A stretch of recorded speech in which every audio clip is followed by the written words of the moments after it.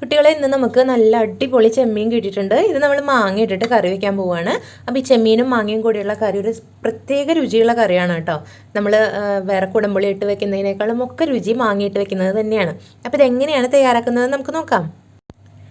ഇനി ചെമ്മീൻ കറിക്ക് വേണ്ട അരപ്പ് തയ്യാറാക്കണം. അതിന് വേണ്ടിയിട്ട് മിക്സിയുടെ ജാറിലേക്ക് കുറച്ച് നാളികേരം എടുത്തിട്ടുണ്ട്. ഇനി ആ നാളികേരം ചെറുകിയതിലേക്ക് നമ്മൾ 1 ടീസ്പൂണോളം മല്ലിപ്പൊടി ചേർക്കുന്നുണ്ട്, ഒരു 1/4 ടീസ്പൂണോളം മഞ്ഞൾപ്പൊടി ചേർക്കുന്നുണ്ട്, അതുപോലെ തന്നെ ഒരു 2 ടേബിൾ സ്പൂണോളം മുളക് പൊടി ചേർത്ത് കൊടുക്കുന്നുണ്ട്. ഇത്രയും ചേർത്തിട്ട് അതിൻ്റെ കൂടെ തന്നെ ഒരല്പം പെരുംജീരകം കൂടി ചേർക്കുന്നുണ്ട്. കണ്ടോ, ഇത്രയും പെരുംജീരകം ചേർക്കുന്നുണ്ട്. ഇതും കൂടി ചേർത്തിട്ട് ഇതിനെ നന്നായിട്ട് നമുക്കൊന്ന് അരച്ചെടുക്കാം.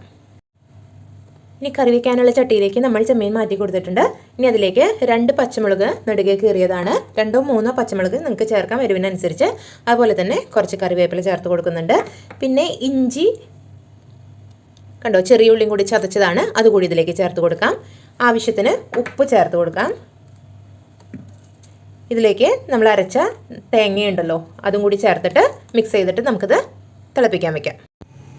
നമ്മൾ അരപ്പ് തയ്യാറാക്കിയിട്ട് വെച്ചിട്ടുണ്ട്. ഇനി ഇതിലേക്ക് നമുക്ക് പുളിക്ക് ആവശ്യമായിട്ടുള്ള മാങ്ങയാണ്, ഒരു മാങ്ങയാണ് ഞാനിവിടെ ചെത്തി വെച്ചിരിക്കുന്നത്. അതുകൂടി നമുക്കിതിലേക്ക് ചേർത്ത് കൊടുക്കാം. എന്നിട്ട് നന്നായിട്ടൊന്ന് ഇളക്കിയിട്ട് ഇതൊന്ന് മിക്സ് ചെയ്ത് കൊടുക്കാം. ഇപ്പോൾ നമ്മുടെ മീൻകറിയൊക്കെ നന്നായിട്ട് തിളച്ച് കുറുകി വന്നിട്ടുണ്ട്. ഈ സമയത്ത് നമുക്ക് കുറച്ച് തെമ്പാൽ, അവസാനമായിട്ട് തെമ്പാൽ ഒഴിച്ചിട്ട് തിള വരുന്നതിന് മുൻപായിട്ട് നമുക്ക് ഗ്യാസ് ഓഫ് ചെയ്യാം. അതോടുകൂടി നമ്മുടെ അടിപൊളി ടേസ്റ്റുള്ള മീൻകറിയാണ് തയ്യാറായിട്ടുള്ളത്. ചെമ്മീൻ കറി മാങ്ങയിട്ടതാണ്. ഇനി ഇതിലേക്ക് നമുക്ക് കുറച്ച് നമ്മുടെ ചെറിയ ഉള്ളിയൊക്കെ ഒന്ന് താളിച്ച് ഒഴിച്ചു കൊടുക്കണം. അതോടുകൂടി നമ്മുടെ മീൻകറി ഇവിടെ സെറ്റാവും കേട്ടോ. കറിയിലേക്ക് ഉള്ളി താളിക്കുന്നതിന് വേണ്ടിയിട്ട് ഇതാ ഒരു ചട്ടി അടുപ്പത്തേക്ക് വെച്ച് കൊടുത്തിട്ടുണ്ട്. അതിലേക്ക് നമുക്ക് വെളിച്ചെണ്ണ ചേർത്ത് കൊടുക്കാം. വെളിച്ചെണ്ണ ഒന്ന് ചൂടായി വരുന്ന സമയത്ത് നമുക്കിതിലേക്ക് അരിഞ്ഞു വെച്ചിരിക്കുന്ന ചെറിയ ഉള്ളിയാണ് ചേർത്ത് കൊടുക്കുന്നത്.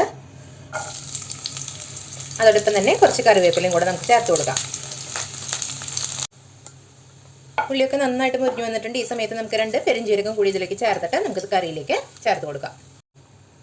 താളിച്ച ഉള്ളിയെ നമുക്ക് കറിയിലേക്ക് ഒഴിച്ചു കൊടുക്കാം. ഇതോടുകൂടി നമ്മുടെ മീൻകറി ഇവിടെ സെറ്റായിട്ടുണ്ട്. നല്ല അടിപൊളി ടേസ്റ്റുള്ള മീൻകറിയാണ്. അപ്പോൾ എല്ലാവരും ഇതൊന്ന് ട്രൈ ചെയ്ത് നോക്കണം.